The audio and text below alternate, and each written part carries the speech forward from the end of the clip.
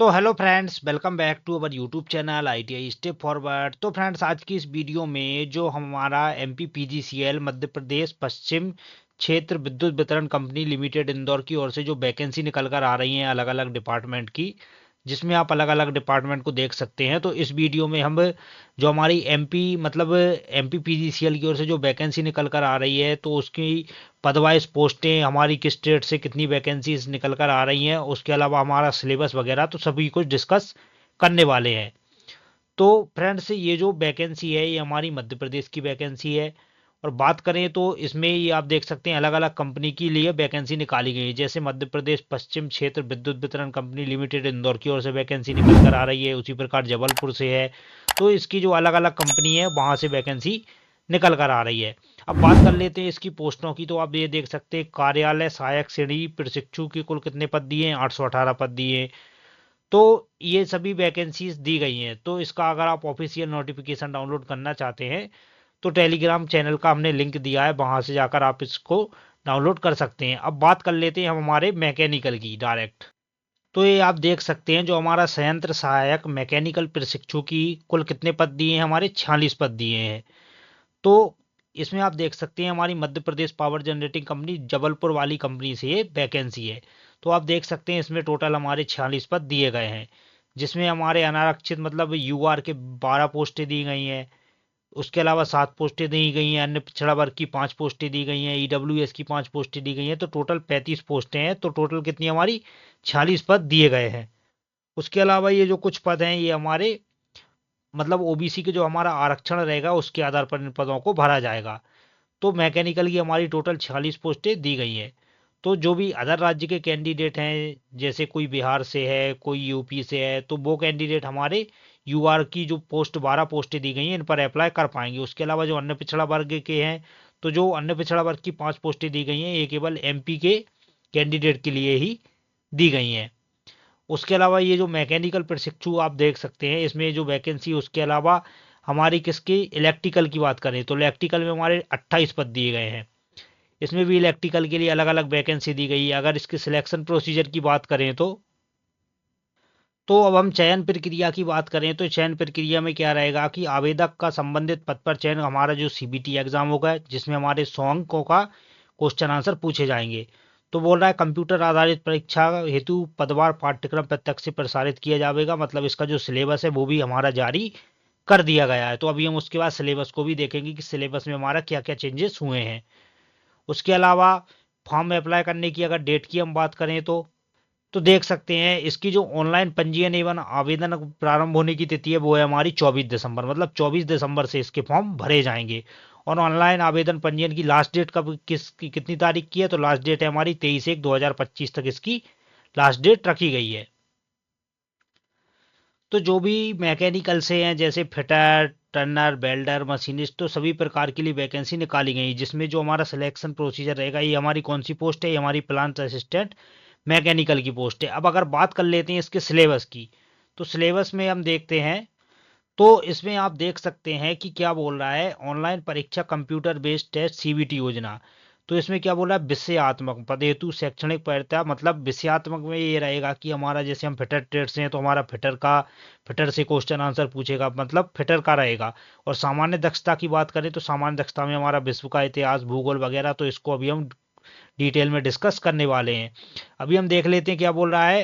जो हमारा mechanical trade है उसमें क्या बोल रहा है, 60% विषयात्मक एवं 40% सामान्य दक्षता। मतलब इस बार इसने सिलेबस में ऐसा चेंज किया है कि 75 क्वेश्चन नहीं पूछेगा हमसे फिटर के हमसे 60 क्वेश्चन पूछेगा। और 40% क्वेश्चन जो हमारे रहेंगे वो हमारे जनरल अवेयरनेस हो गया, मैथ हो गया, रीजनिंग वगैरह से हमारे क्वेश्चन पूछेगा। तो इस प्रकार इसने सिलेबस को बांटा है। अब आगे चलते हैं हम इसकी सिलेबस को देख लेते हैं और भी इसमें जो पोस्टें दी गई हैं तो सबके लिए अलग अलग प्रकार का सिलेबस दिया गया है। जैसे हमारा इलेक्ट्रॉनिक्स हो गया तो उसमें भी हमारा 60% का इलेक्ट्रिकल रहेगा और उसके अलावा 40% हमारा सामान्य ज्ञानी रहेगा। अब बात करते हैं हम ट्रेड से, देख लेते हैं कौन कौन सा हमारा कॉमन सिलेबस पूछा जाएगा। तो जैसे अब हम सिलेबस देख लेते हैं हमारा कौन सा, प्लांट असिस्टेंट मैकेनिकल पोस्ट का। मैकेनिकल पोस्ट में आप देख सकते हैं ट्रेड थ्योरी में हमारा क्या पूछेगा, हमारा सेफ्टी वगैरह हो गया, जनरल सेफ्टी, हमारा सॉफ्ट स्किल वगैरह हो गया तो उससे पूछेगा। लीनियर मेजरमेंट्स हो गए, मेजरमेंट में हमारे पंच भी ब्लॉक वगैरह आ जाते हैं। उसके अलावा bench vices, construction type uses और मतलब फाइल्स वगैरह आ जाती हैं। तो ये हमारा कॉमन सिलेबस ही, जिसमें हमारा पावर सा, बैंड सा हो गया, फिजिकल प्रॉपर्टीज मतलब हमारे मेटल्स वगैरह हो गए, माइक्रोमीटर हो गया, इनसाइड आउटसाइड माइक्रोमीटर तो उससे। उसके अलावा इसमें देख लेते हैं हैंड टूल्स वगैरह हो गया। मतलब ये वाला हमारा कॉमन सिलेबस है जिसमें हमें फिटर थ्योरी को पूरी तरीके से पढ़ना है। हमारे स्क्रैपर वगैरह हो गए, vernier micrometer, material parts graduation वगैरह हो गया, असेंबलिंग टेक्निक जो हमारी असेंबलिंग तकनीक वगैरह रहती हैं, जैसे हमारे जॉइंट वगैरह रहते हैं, सीलिंग वगैरह रहते हैं, डबल पिंस वगैरह रहती हैं, तो उसके बारे में पूछेगा। लेथ मशीन हो गया, हमारा बेल्डिंग वगैरह हो गया, मतलब बेल्डिंग से भी हमारे क्वेश्चन पूछेगा, क्योंकि जो प्लांट असिस्टेंट मैकेनिकल पोस्ट रहती है हमारी कॉमन पोस्ट रहती है। तो इसमें सभी प्रकार की ट्रेडों को मतलब ध्यान में रखकर ही जो क्वेश्चन है वो बनाए जाएंगे। तो इसने उसका भी सिलेबस बता दिया है कि इसमें लेपिंग वगैरह हो गया, होनिंग वगैरह, manufacture the name of types of gauge, gauge वगैरह से क्वेश्चन पूछेगा, method of fitting ball and roller bearing. तो ये हमारा किसका, प्लांट असिस्टेंट मैकेनिकल के लिए सिलेबस जारी किया गया है। उसके अलावा हम नॉन टेक्निकल की बात कर लेते हैं। जो हमारा 40% सामान्य ज्ञान पूछेगा वो हमारा कहाँ से पूछेगा। तो सामान्य सिलेबस की अगर हम बात करें तो बोल रहा है जनरल अवेयरनेस, जो हमारे 40% क्वेश्चन रहेंगे तो उसमें आप देख सकते हैं बोल रहा है जनरल अवेयरनेस सिलेबस। तो इसमें आप देख सकते हैं तो बोल रहा है world history and geography and India history and geography, important historical events. तो हमारे इंपॉर्टेंट हिस्टोरिकल इवेंट हो गए जैसे ancient Indian history, medieval Indian history, modern Indian history. तो हमारा हिस्ट्री वगैरह से क्वेश्चन पूछेगा। उसके अलावा क्या बोला है, constitution and legal knowledge and environment, जैसे फंडामेंटल ऑफ इंडियन कॉन्स्टिट्यूशन मतलब हमारा संविधान से भी क्वेश्चन पूछेगा। उसके अलावा हमारा एमपीजी के, जो एमपीजी के से भी क्वेश्चन पूछेगा। करंट अफेयर्स हो गए, government schemes, economic development, current polity and governance, current events, etc, national and world importance. उसके अलावा क्या बोला, इंफॉर्मेशन टेक्नोलॉजी मतलब हमारा बेसिक नॉलेज ऑफ आईटी, मतलब कंप्यूटर वगैरह से भी हमारे क्वेश्चन पूछेगा। उसके अलावा हमारा जनरल मैथमेटिक्स रहेगा एंड लॉजिकल रीजनिंग रहेगा। तो इस बार एमपीपीजीसीएल ने पूरा सिलेबस ही चेंज कर दिया है। मतलब इसमें आप देख सकते हैं कितने पार्टों को बढ़ा दिया गया है। मतलब जैसे हमारा हिस्टोरिकल इवेंट्स वगैरह हो गया, कॉन्स्टिट्यूशन हो गया, हमारा मध्य प्रदेश जीके हो गया। तो इसमें अगर देखा जाए तो हमारा general mathematics and logical reasoning इसके तो मतलब इसने क्या कर दिया है कि इस बार इसमें पाँच पाँच क्वेश्चन करके बांट दिया है। इससे क्या हो गया, सिलेबस बहुत ज़्यादा बड़ा हो गया है। तो फ्रेंड्स आपको सिलेबस से मतलब अपने अकॉर्डिंग कैसा लगता है कि कुछ ज़्यादा ही चेंज हो गया, तो आप कमेंट करके ज़रूर बताएं। उसके अलावा एमपीजी के सिलेबस ये पूछेगा ही। उसके अलावा करंट अफेयर्स हो गए, तो मतलब इनसे हमारा क्वेश्चन मतलब इस बार क्या है, जो हमारा सिलेबस है वो बहुत ही ज़्यादा हो गया है। तो फ्रेंड्स ये था हमारा कौन सा, कॉमन सिलेबस हो गया। मतलब इससे हमारा जनरल अवेयरनेस, इसमें मैथ रीजनिंग पूछेगा। तो 60 नंबर की तो हमारा फिटर से रिलेटेड रहेगा। फिटर में हमारा टर्नर, मशीनिस्ट, वेल्डर तो सभी प्रकार का मिक्सअप करके ही पेपर बनाया जाएगा।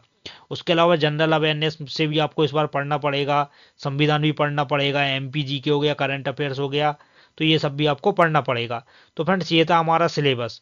उसके अलावा फ्रेंड्स अगर आपको इसका ऑफिशियल नोटिफिकेशन है तो आप टेलीग्राम चैनल को जरूर ज्वाइन कर लें। उस पर हम इसका ये सिलेबस है ये भी अपलोड कर देंगे।